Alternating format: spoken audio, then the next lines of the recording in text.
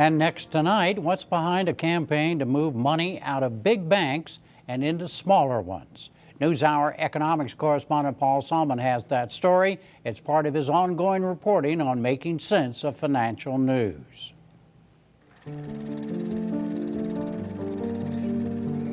That's George Bailey. That's him when he was 12. An online video gone wildly viral, with more than 500,000 hits in its first 2 months. A mashup of It's a Wonderful Life. Enter the Martini Castle, and joy and prosperity may reign forever. George Bailey and his small bank versus venal, villainous big banker Henry Potter. Times are bad, Mr. Potter. A lot of these people are out of way. Well, foreclosed. I can't do that. These families have children. Not my children. The online video also cuts in clips from the current evening news. So what you're saying is those 14 are too big to fail? I don't think, Senator, I want to use those words. But this video, brainchild of, among others, money manager turned political activist Rob Johnson, doesn't just sit there.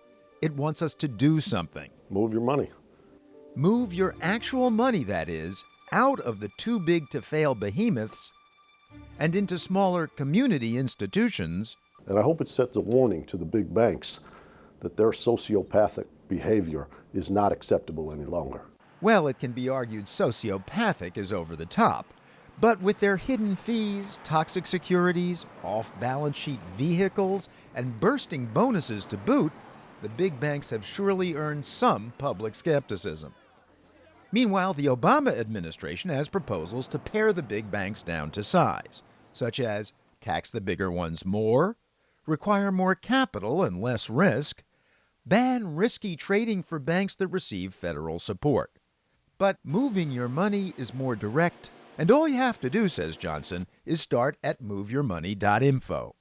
You can watch the movie, and then you can put in your zip code, and it gives you a list of A and B rated small banks where you can put your money safely. Johnson says the list of banks is being searched 45,000 times a day, and that the Move Your Money movement is gaining political momentum all over the country. In Los Angeles, the city council is holding hearings on withdrawing all city funds from too big to fail banks. The city has got to make them accountable.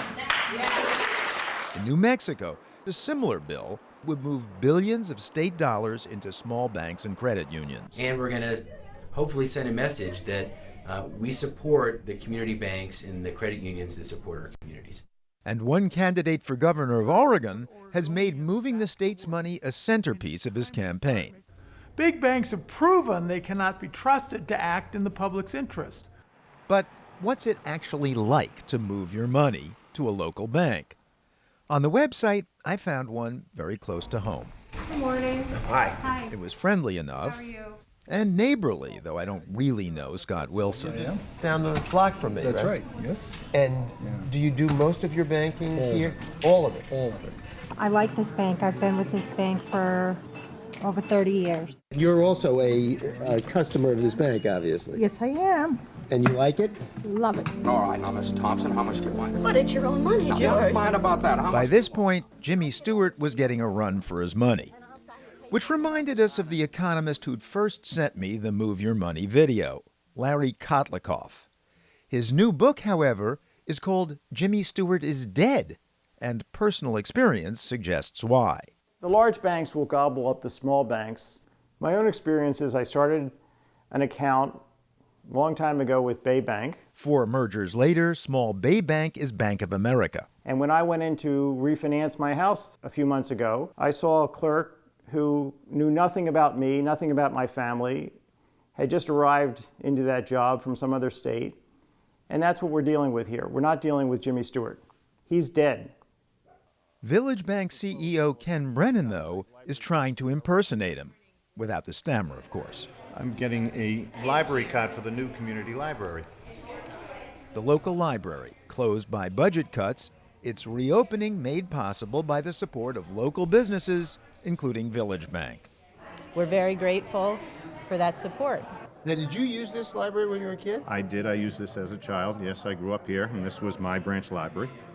So are you indulging a kind of CEO's prerogative here?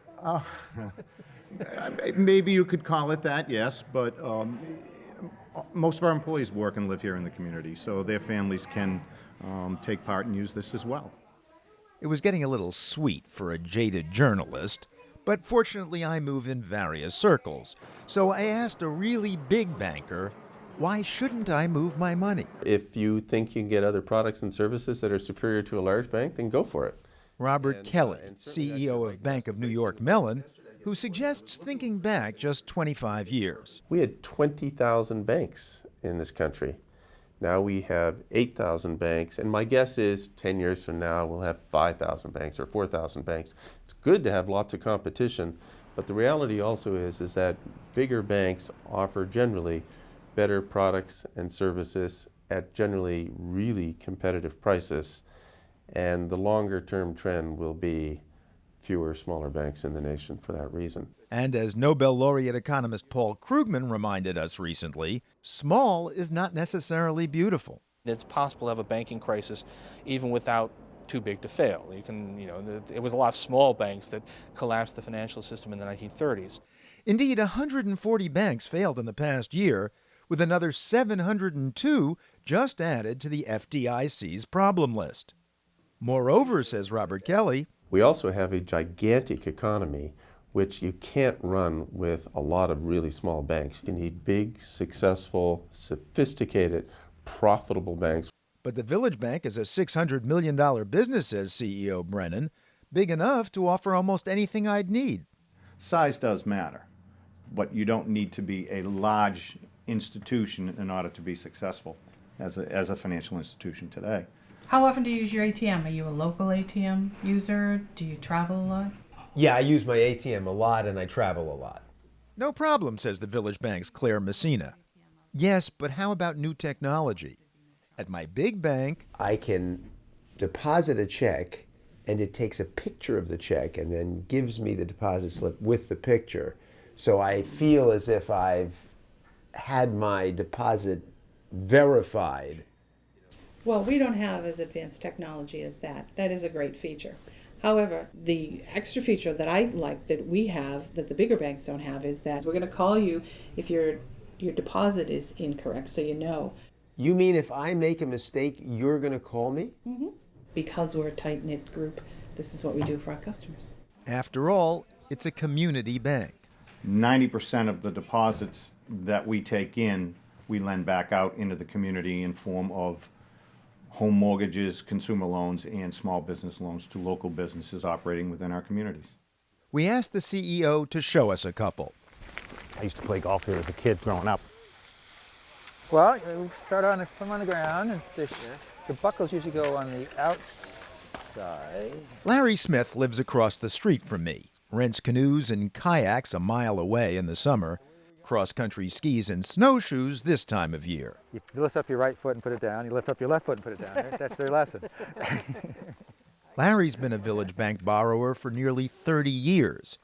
To keep the snow in shape, for example. I just bought a new growing machine here for $70,000, which I did a line of credit quick advance that worked out very nicely. His success is our success, so I think we have a great partnership and have had for a number of years. Last stop, a nearby group home for developmentally disabled adults. Hi, how are you? Ken Brennan. Nice to see you. Come on in.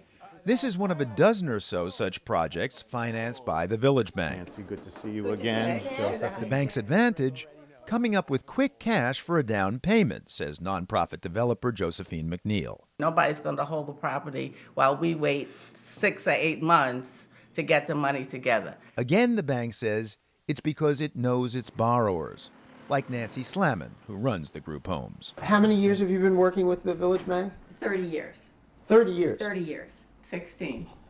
Our clients, people who live in this house and in our other homes, do their banking with staff at the Village Bank. Do you bank at the Village Bank also? Yeah! And you guys do too as well? Yes. For over 40 years. This is beginning to seem like a complete put-up job. No, I mean, really, this is like ridiculous. Nobody's going to believe this watching this on camera. What? You don't believe? No, I believe it, but literally everywhere we go, isn't it? I mean, are these ringers? What have you done here? No ringers. These are just our customers. And so that's the case for moving your money to a community bank. The case against? That it's a futile, if feel-good effort to turn back the clock. We'll see.